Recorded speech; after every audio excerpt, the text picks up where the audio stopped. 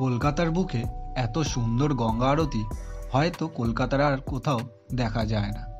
আমরা কথা বলছি বাবুঘাটের গঙ্গা আরতি নিয়ে। বাবুঘাটের গঙ্গা আরতি দেখার সৌভাগ্য আজ আমার হয়েছে।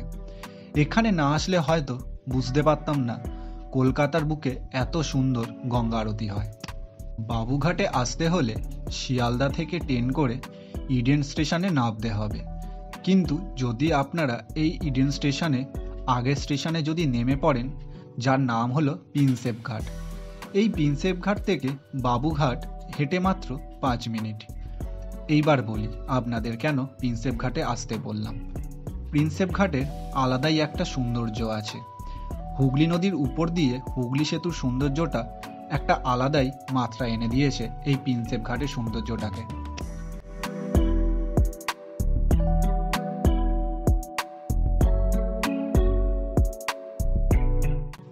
আর যারা কাপল তাদের জন্য সব থেকে বেস্ট জায়গা হলো প্রিন্সেপ ঘাট।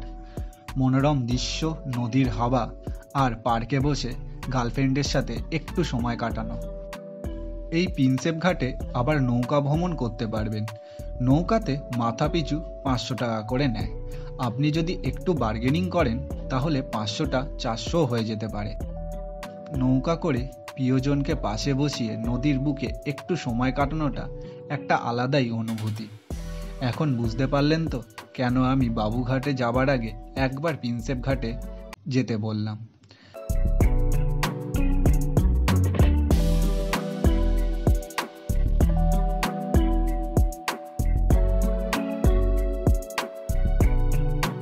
তারপর গঙ্গার পাশ দিয়ে হাঁটতে হাঁটতে চলে আসবেন বাবুঘাটের গঙ্গা আরতি দেখতে।